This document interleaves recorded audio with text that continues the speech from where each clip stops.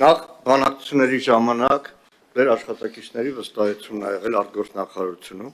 որ սահմանադրության հարց ադրբեջանցիները դրել են, մեր կողմից էլ եղել է, ձեր սահմանադրությունում էլ կա ուղղակի հղում եւ քննարկման նյութ եղել է։ Սահմանադրությունները միշտ ուզեցել են փոխել։ Հայաստանի 35 տարվա մեջ մի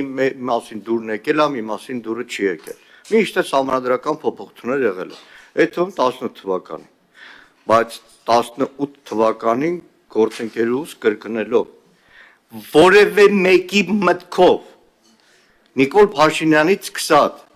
մազաչափ մտքով չէր անցնի հարձակվել Հայաստանի անկախության հռչակագրի վրա։ Ճիշտ չեք ասում, պարոն Միրզոյան, մոլորեցնում է ձեր իշխանությունը ժողովրդին։ Դրա լավագույն վկայությունը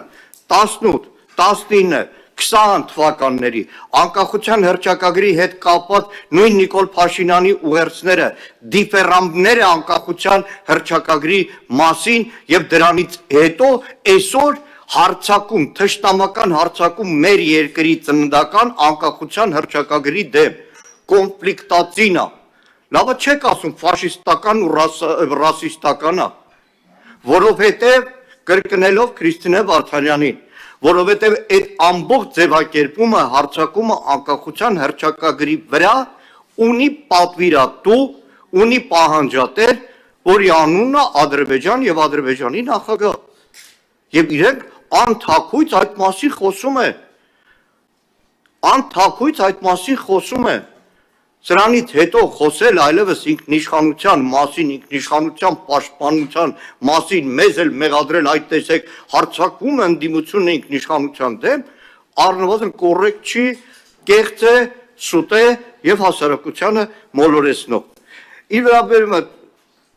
չէ ժամանակը շատ բան չանեմ, նայեք Հայաստան Թուրքիա այդ Գյումրի կարծ որ ասում եք, Գյումրի կարծ որ ասում եք, մեր ժողովրդի